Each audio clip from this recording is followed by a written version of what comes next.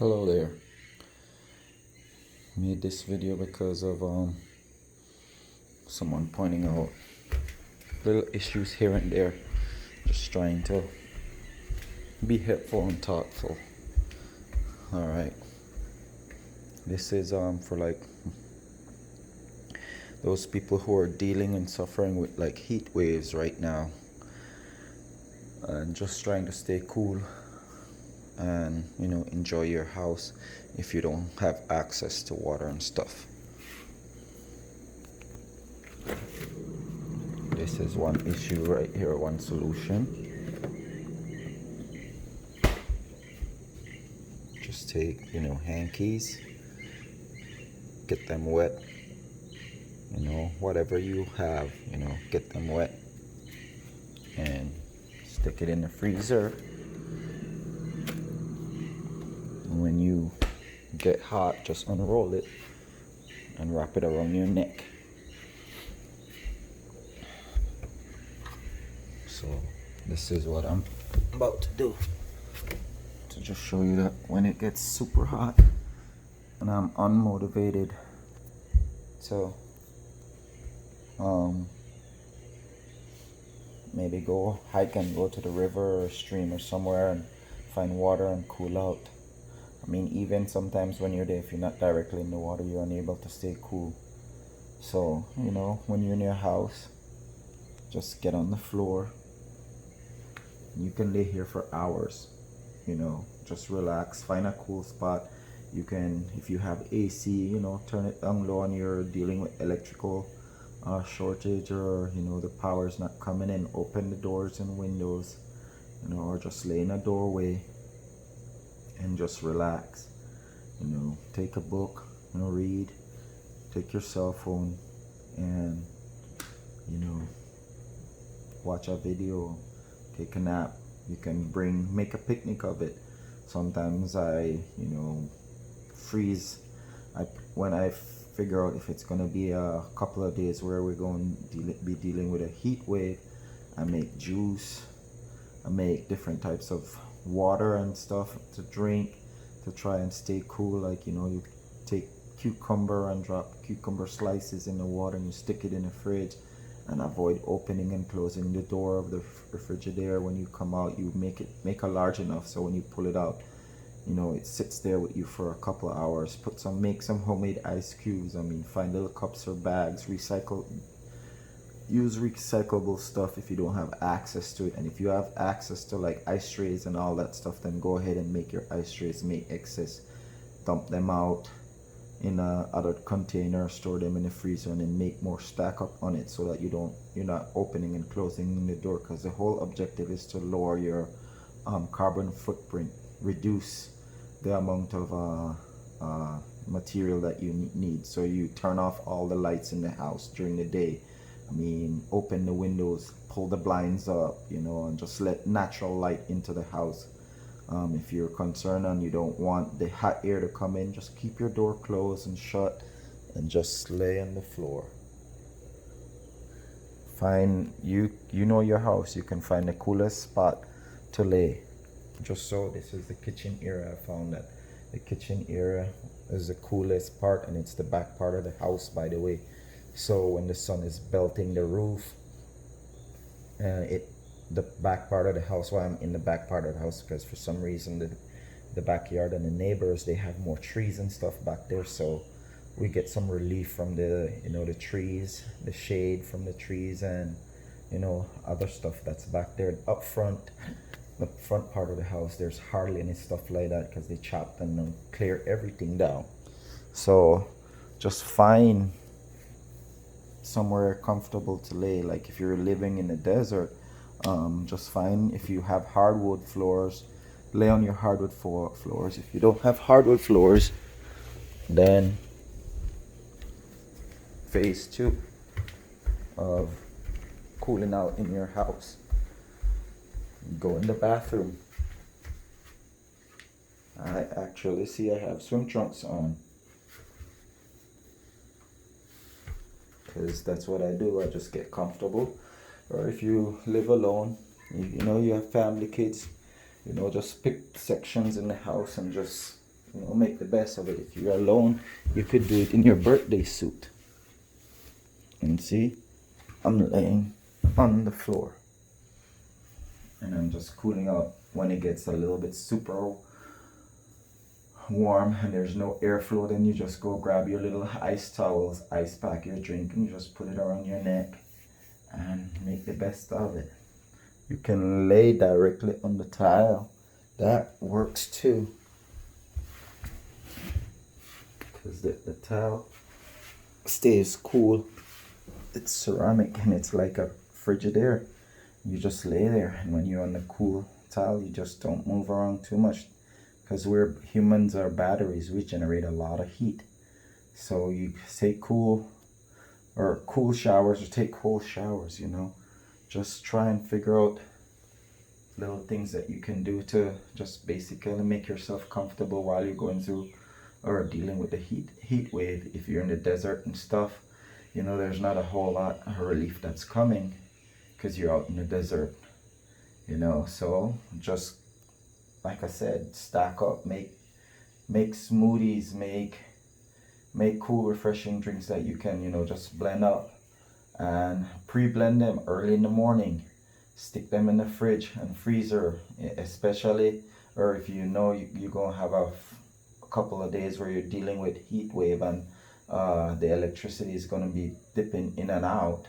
Make a whole lot and then you put it in the freezer and you just take out as needed, just to, you know, keep yourself cool. Ice cubes, you know, some people make ice cubes and stuff and say, well, hey, let's make ice cubes and have ice cube to have ice water and stuff. You just don't have to just make ice cubes. You can freeze orange juice, sodas, all the stuff that you like.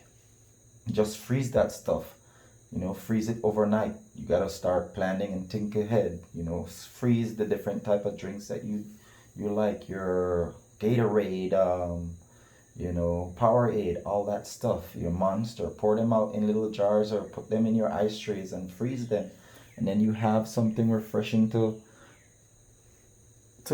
sip on and drink on. You can suck it like an icicle, or you put it in a glass cup. Oh, and by the way, use your glass cups and stuff, because the glass holds keeps that temperature cool, and it lasts longer. And you can take the cold glass, and just put it on the side of your cheek, your forehead, or set it up right against your stomach, you know. I mean, use all the things that's readily available to you to just basically help yourself get through the heat wave. You know, like I said, jump in the shower, get wet, don't completely dry yourself off. You know, leave, if you want to, just right there on the floor, you have a little beach towel right there, make a picnic of it. Just step out of the shower and go directly on your towel, lay on the floor, and just lay there and let the heat and stuff dry you off. Or if you want, take your towel and then just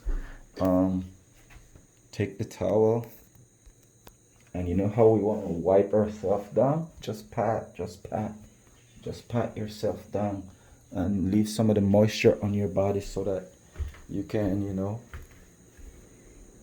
make the best of it. Hydrate, drink a lot of water. Drink more water than norm.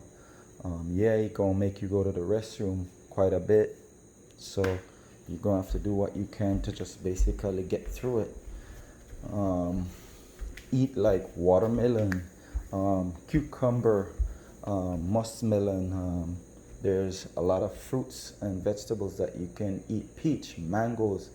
I mean, they have a lot of moisture in those types of fruits and vegetables. Tomatoes, eat tomatoes. I mean, look for produce and stuff that has a lot more moisture in it that you can eat without having to cook, because cooking generates heat in the house. So, you know, tunas, make sandwiches, tuna, eat chips and salsa, make queso, you know.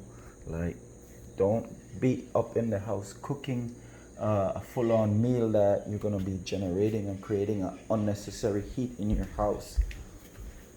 All this heat wave and all this stuff that's going on is because we value This is what we are being taught right now, is to, that's how we're living. I find myself, I'm guilty of it, but I slowly am working on trying to lower my carbon footprint and improve. We're taught to, like, okay, value products and be productivity and money, and we're not being taught that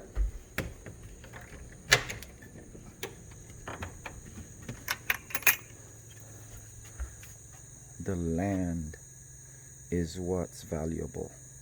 The land is what we should be trying to micromanage it and recognize and realize that that is what is more important. So from there, excuse the dog is barking, from right there all the way up to there. So from there, coming back down to here, a friend of mine, we are turning this into a double garden bed, and I'm working on it. So I'm giving it like what, 4 or 5 months of just letting nature come in, let grass, shrubs and stuff grow before I actually go in and start planting. But we're planting trees and all that stuff. I mean, eco-friendly is the way to go. You can plant trees and grow your vegetables and produce on the trees. So we're planting the fence line with trees and stuff to try to figure out how to live in an eco-friendly environment, doing stuff like that, growing some produce as best as I can. I don't have a good green thumb, but as I am living now and recognizing that, we're trying to figure out how to, go ahead and make a life and live. We're learning that if you take care of the land, you do what you can for the land, your produce and stuff will, help you. You can grow stuff that you can eat. You can grow stuff that you can trade with your neighbor. Your neighbor might have something that you don't have. But the primary objective is to recognize that we don't have to be doing all the things that we're doing. So this is the reason why we're having a lot more heat wave. The planet is heating up because we're burning trash, we're chopping down the trees, we're cutting the trees down, which consume the carbon. And when we cut them, carbon dioxide, and when we cut down the trees, all that stuff, all that energy that the trees have stored in it gets released back into the atmosphere. So plant more trees, plant a garden. Let's try and see how we can, try to be more environmentally friendly and eco-friendly. Live eco-friendly, lower your carbon footprint. When you leave your house, for like people in North America and first world countries, when you leave the house, turn off all your lights. Just leave your AC running at one specific temperature. I do believe that, I think it was, they're saying like 70 is the best. It's been a while because I left America a few years back, but I think they said 70 is about the best way. You can just leave it let it stay there when you're away from the house all day, and it still stays cool enough to where when you come in it's enjoyable. When you're at home and you're in the kitchen, like for instance, I'm in the kitchen area, the place is a little messy because I'm pulling out all the towels and stuff that I'm getting ready to do laundry and go out and do some yard work, by the way. But just do stuff like that, because we're burning stuff. There's other parts of the world where they're chopping down trees.